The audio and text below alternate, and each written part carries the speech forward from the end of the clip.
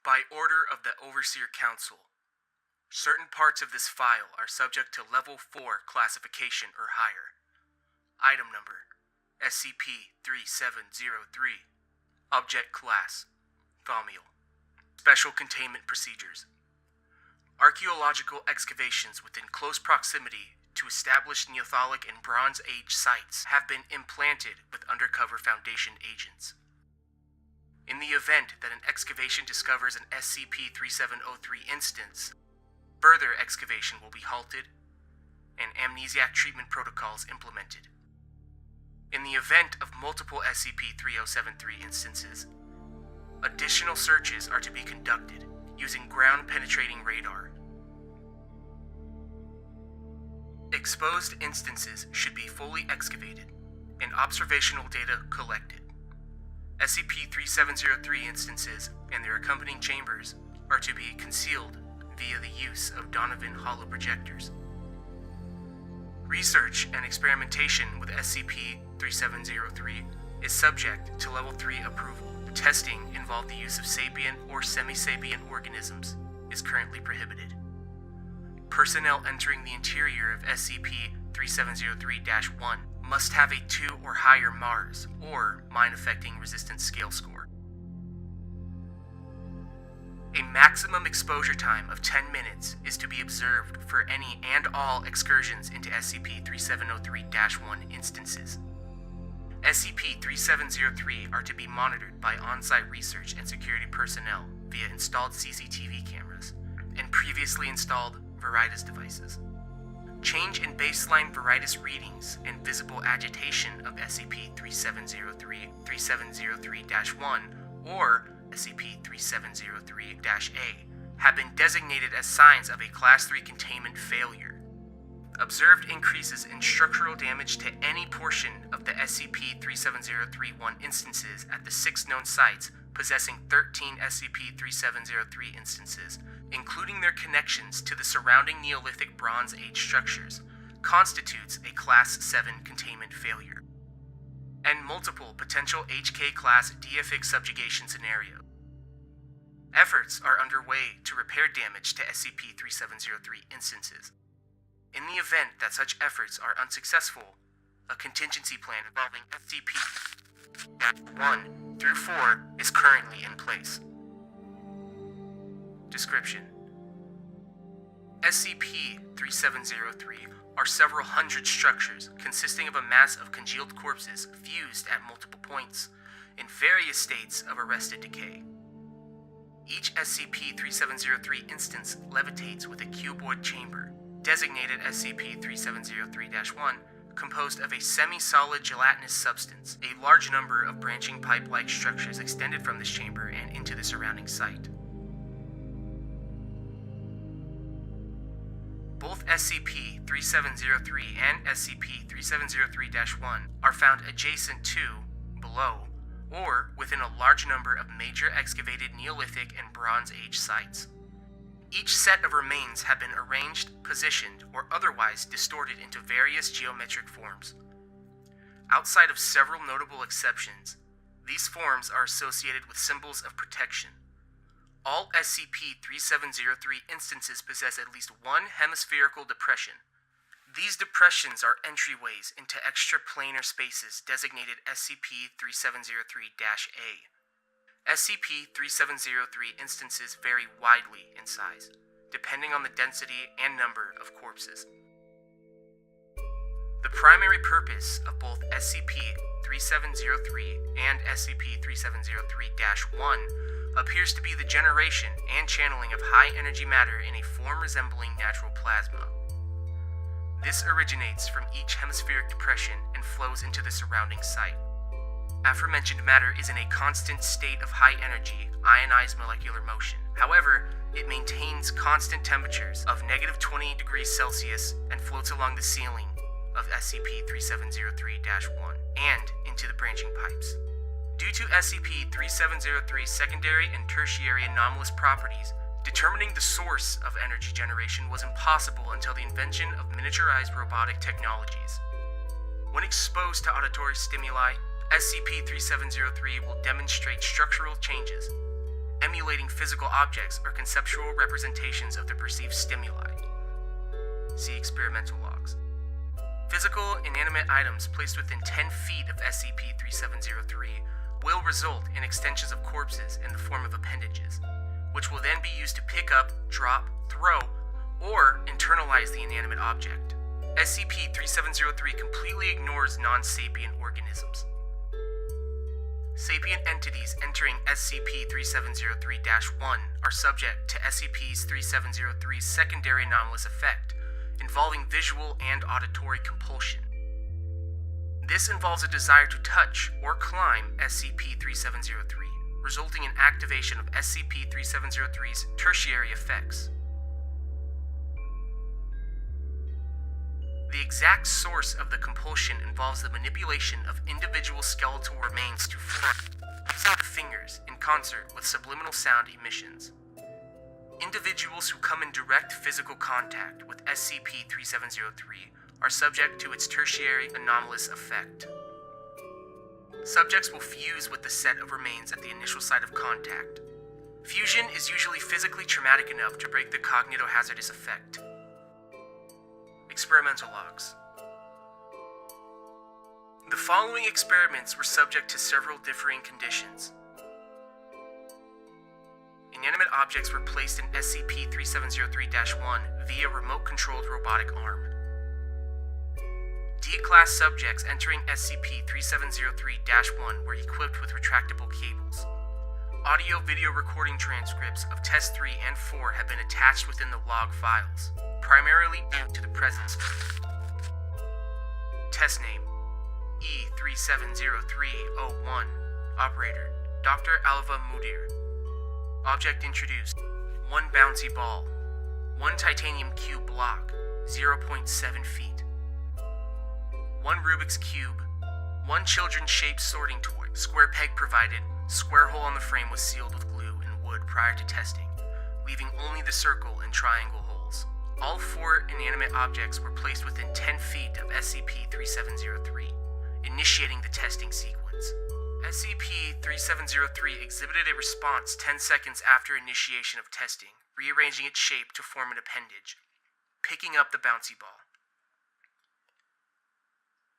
For the next 5 minutes, SCP-3703 picks up and drops the ball. Corpses in the central mass are noted to turn their heads, following the ball as it bounces. SCP-3703 moves from the ball to the titanium block, and proceeds to use its appendage to pick up and drop the block 4 times. On the 5th attempt, SCP-3703 does not drop the block, but pulls the appendage back in. 15 seconds post-submersion, the block is ejected from the central mass. Ejection velocity was measured at approximately 62 miles per hour. Its impact severely damaged 2 nearby pieces of measuring equipment. The titanium block was modified by SCP-3703, possessing carved Proto-Nordic runes, translating to the following text. Is someone there, beyond the passage? I can feel the metal and movement through what's left. I cannot see through their eyes. Their sight is failing. Light is fading. Its fate is fading. Fading is fading. Are you there? Is it you? After 5 lifetimes of slumber, I can no longer hold here. I have not slept since you left. The eyes won't allow it.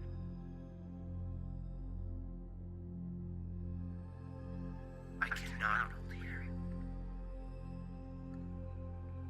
The passage weakens behind me, and 6 wake in the bowels of my weakness. It's not you there. It's not you. Come back. Please, come back. I cannot hold here. Please come back. Please. Come back.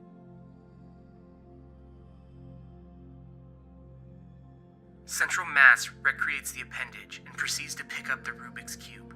Individual corpses are observed holding and maneuvering the shifting parts of the puzzle prior to the appendage being internalized. 10 seconds following the internalization, the Rubik's Cube is ejected. Solved. Appendage reforms after 5 seconds and picks up both the sorting frame and provided shape peg. Both the frame and the peg are internalized. The SCP-3703 instant promptly begins spinning at 30 rotations per second, generating a significant wind column for approximately 30 seconds. Both the frame and the peg are ejected from SCP-3703-1 at high speed, destroying several pieces of equipment but sustaining no damage themselves. Both are inscribed with similar Proto-Nordic runes translating to the following. Are they still there? Strangers, metal, maybe humans. It doesn't fit. It doesn't fit. Are they the three-arrowed eye? Save me. Can you hear me? Can you hear me? Children's toys on tides of war. They can't be ready too late. We'll end them all. They aren't ready. They aren't ready. They aren't ready. You're not here, and they aren't ready. I gave everything. They gave everything. Who are they? What do you want? Why? Why? Save me. Save me. Save me. Shattering seal. Failing passage. Angry. Mankind's doom. SCP-3703 demonstrates prominent signs of sapience. The singular and plural use of pronouns in these carvings suggest some sort of hive mind consciousness, which drives these central masses of corpses to do whatever it is they are doing. Test name E3703-02. Operator Dr. Alva Mordier. Object introduced. One cage filled with lab mice, designated M-class subjects. The cage is placed within 10 feet of the SCP-3703 instance, and the door unlocked. 22 test mice successfully leave the cage and proceed to explore the interior of SCP-3703 for the next 15 minutes. No notable incidents occur. Interior is deemed safe for human entry. I think this reaffirms the efficiency of using mice to determine safety for preliminary D-class testing. Expendable with half the training time, and none of the ethics issues. Dr. Alva Mordier. Test name E3703-03. Operator Dr. Alva Mordier. Subject introduced. D-84630. Veteran of experimental programs with low-level safe and Euclid objects. Procedure. D-84630 was briefed on the nature of SCP-3703-1, instructed to retrieve a tissue sample from the enclosure. Begin log. D-84630 is escorted into the mobile containment facility by 2 security personnel and comes into visual range of SCP-3703. The corpses are obscured by the hazy nature of SCP-3703-1.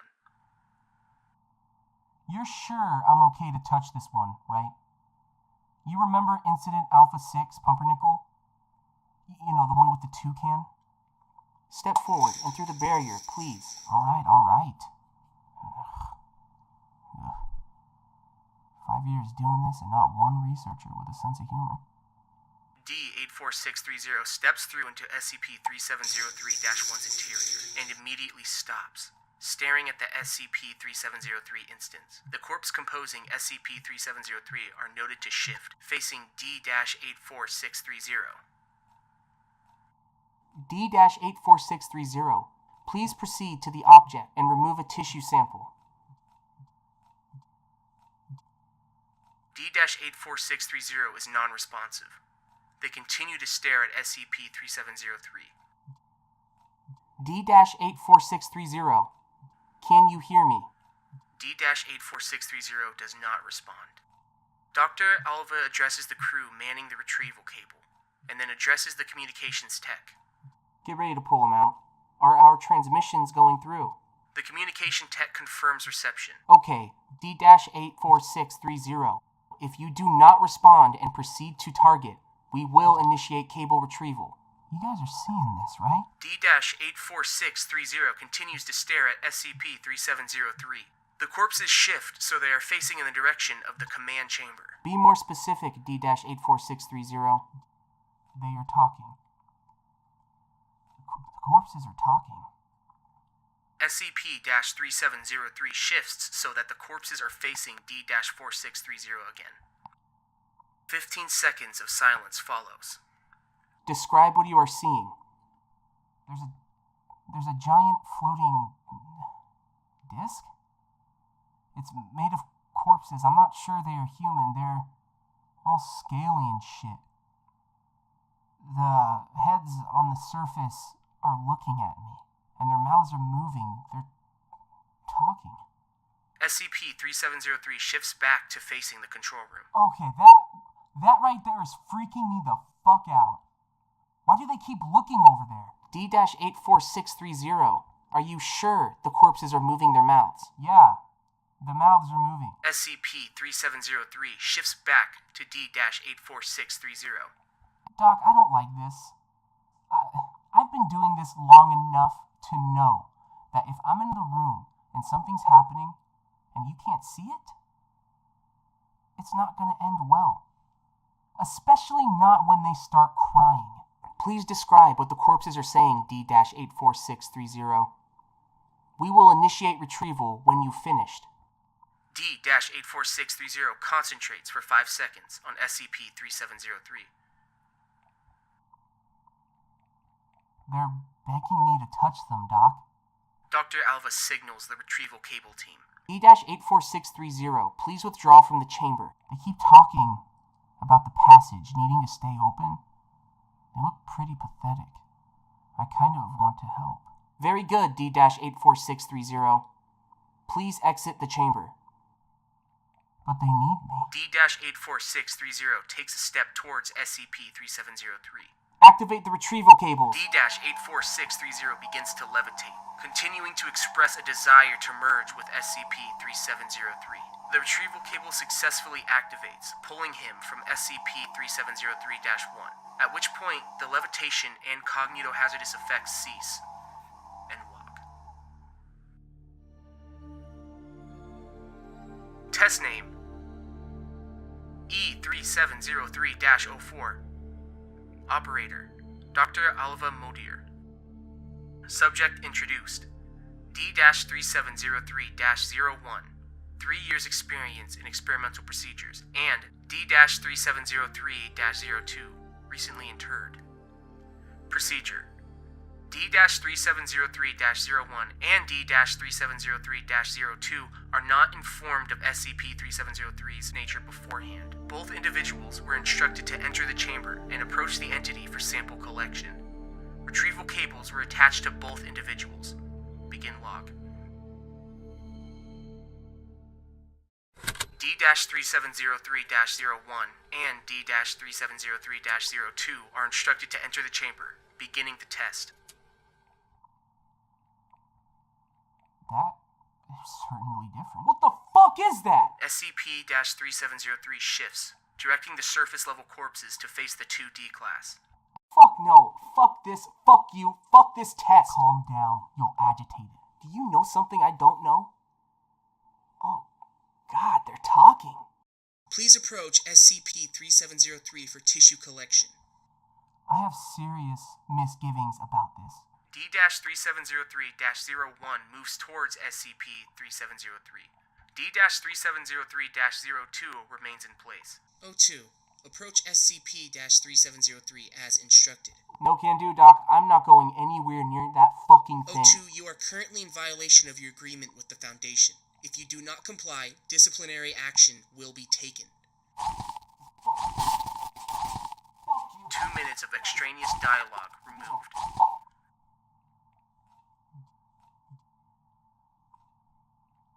All right. Fuck. I'm going. Maybe this won't be half bad. D-Class arrive within SCP-3703's 10-foot zone of maximal effect. Looks kind of sad. I didn't think a pile of corpses could ever look so depressed, but you're right, they do. D-3703-02. Please climb SCP-3703 and retrieve a tissue sample. I can hear them calling. George, they need our help. D-3703-02 proceeds to climb SCP-3703. His foot makes contact with the outstretched hand of a set of skeletal remains and immediately fuses with the appendage. Over the course of the next 5 seconds, his leg slides down further, fusing into necrotic tissue. The retrieval cable activates but snaps. Notable anatomical changes occur during fusion, prior to the onset of rapid necrosis. The corpse to which D-3703-02 has been fused moves further into the structure, taking him with it. Oh God, help me! Fucking help me, please! It burns! D-3703-02 disappears from view. Communication is not re-established. We're aborting the procedure, 01. Get out of there. But the passage... They can't hold it open anymore. We have to help. We have to. An appendage emerges from SCP-3703, making contact with D-3703-01's upper cranium. This induces fusion, drawing him into the structure. D-3703-01 is internalized prior to retrieval via cable. Once activated, the cable returns with a corpse consistent with remains found within SCP-3703. This corpse disintegrates upon exiting SCP-3703-1. End log. Given the results of previous experiments and a relatively high increase in degradation of the 13 SCP-3703-1 structures in and around, exploration of SCP-3703's physical structure and the interior of the associated hemispheric depression was approved. This expedition, utilizing a heli-drone with miniaturized navigational thrusters and audio-video recording equipment, led to the discovery of SCP-3703-A. SCP-3703-A Exploration Log. Date. Vehicle. Solar battery-powered gyroscopic drone with jet propulsion modifications. Subject. SCP-3703. Region of exploration.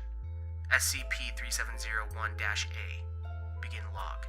Heli-drone's camera activities and audio recording begins.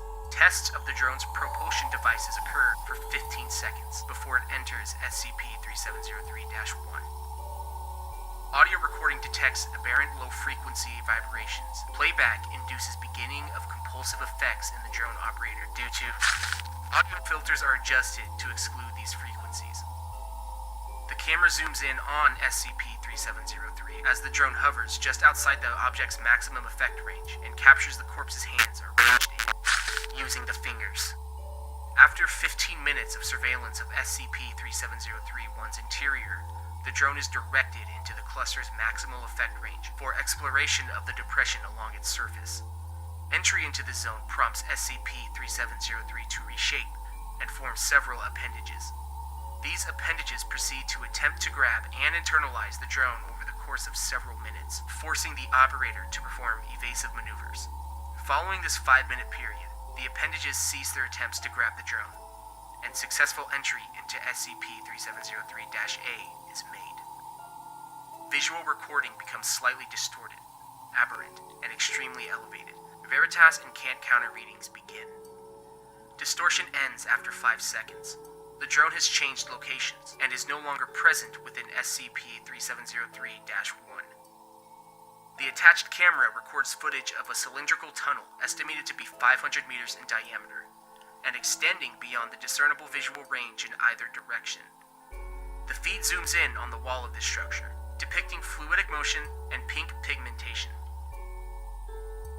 The drone swivels, zooming out, as it captures a large number of floating streams and rivers of purple material, consistent with that seen exiting SCP-3703-1. Large branching points are visible from the drone's location. Hundreds of small holes run along various points of the tunnel's walls.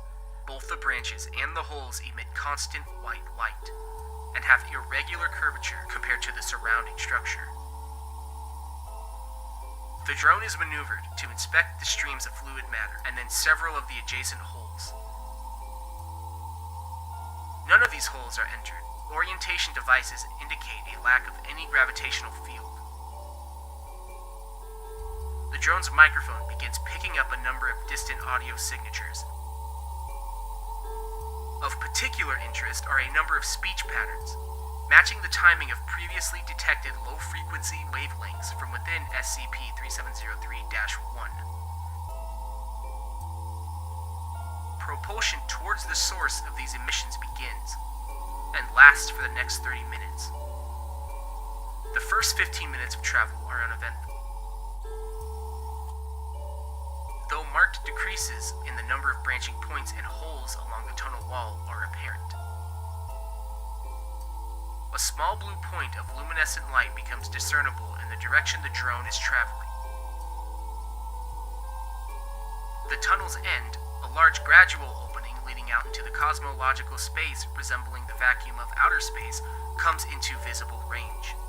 As the drone draws closer, the pink and purple atmosphere visibly mixes with a large volume of multicolored gaseous clouds, similar to what is observed in river deltas where salt and fresh water mix. Most notably among these clouds is a large gray-blue fog which is oriented directly in front of the tunnel, and is thick enough to obscure all space within and behind it. As the drone exits the tunnel into the open area, it performs a 360-degree turn, capturing footage of an expansive void of space ranging from blue to black in pigmentation. Thousands of pinpoints of light are visible in every direction, though a notably large and concentrated band of such light is visible to the right. The tunnel entrance appears more akin to a two-dimensional aberration in the surrounding space from this position, rather than a three-dimensional structure. Veritas and Cant counter readings remain extremely high. A pod of organisms resembling translucent humpback whales possessing 4 legs and wings pass within the camera's field of view. The whales are followed by several large serpentine creatures with various scale pigmentations, breathing variously pigmented streams of fire. Large numbers of aberrant astrophysical and chemical readings are measured both as these creatures pass and as the drone travels through the open space towards the source of blue light. Gravitational measures remain at 0. The drone's camera zooms in on the source of blue light. A small blue sphere roughly 10 feet in diameter comes into focus. The sphere is translucent and engraved with ruins of an unknown language. Veritas and Cant counter readings overload, and both sensors short out as it draws within 0.6 miles of the object. Blue light visibly arcs and stretches from the object into the cloud. Within the interior of the sphere is a female humanoid individual, matching the anatomical features of corpses within SCP-3703, with golden scales.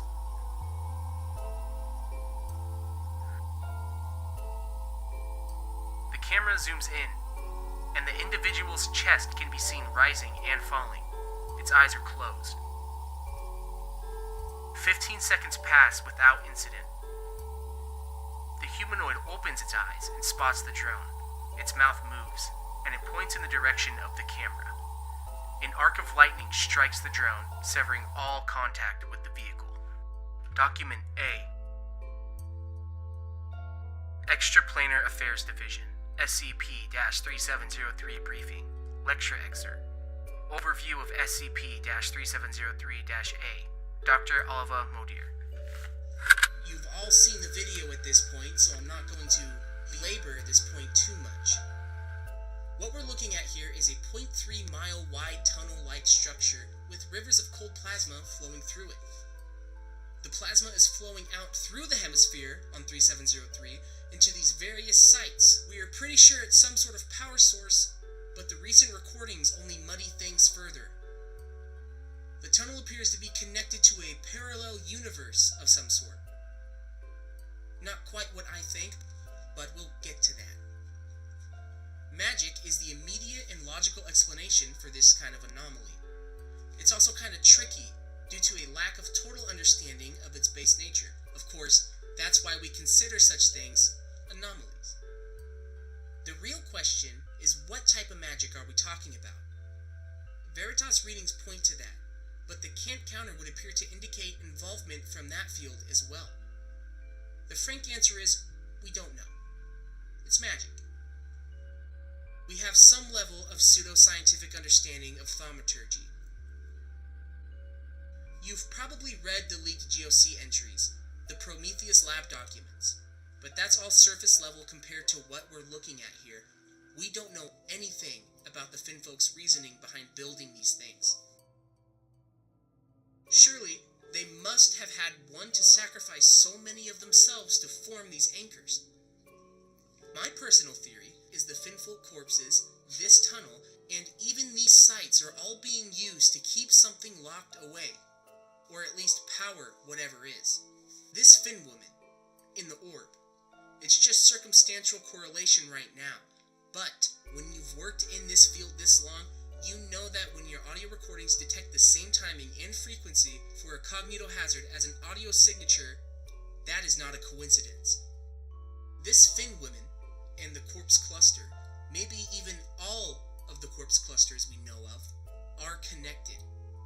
Maybe she's controlling them, maybe it's arbitrary association, but she is doing something. Involves that cloud, the tunnel, the streams of plasma, all of it. It's possible the Finfolk were containing her. But why?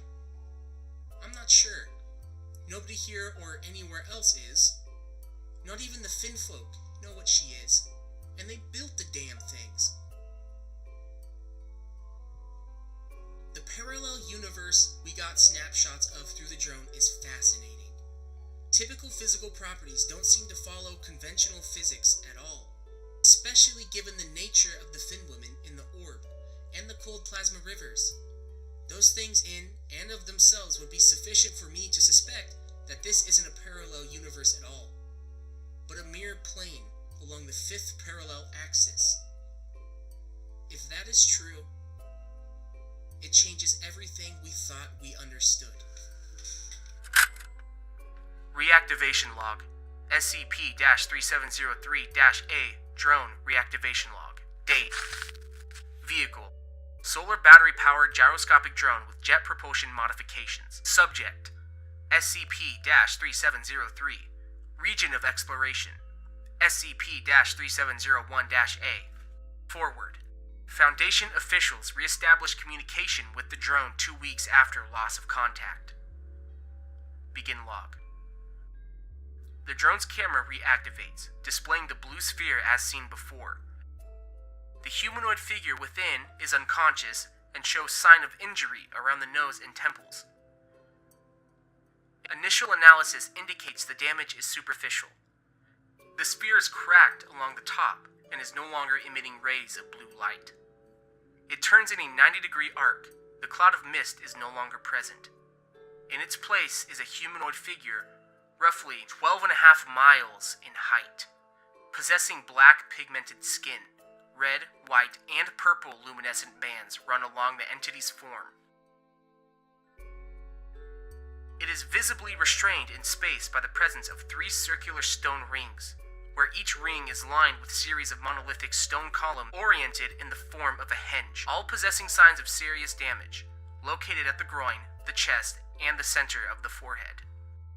Additional stone structures appear to pin the entity's left hand and legs in a prone position. Each location emit combinations of blue, pink, green, and yellow luminescent light. The right arm is unrestrained, approaching both the drone and the sphere at significant speed. The remains of a shattered stone structure are visible on top. Propulsion and maneuvering the vehicle were impossible at this time. The hand strikes the blue sphere, shattering part of the surface.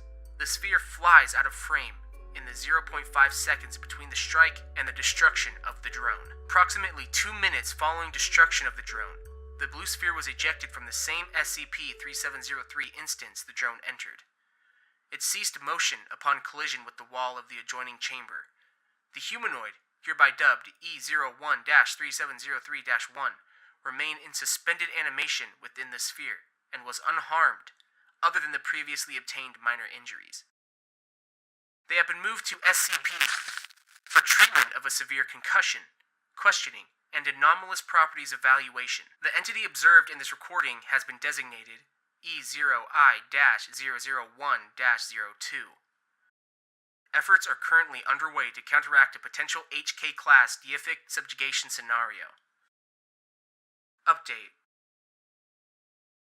Following recovery of the entity of interest, EOI-3703-1 from the remains of the sphere, Foundation audio analysts were successful in recovering and translating the last 30 seconds of the exploration log's audio recording.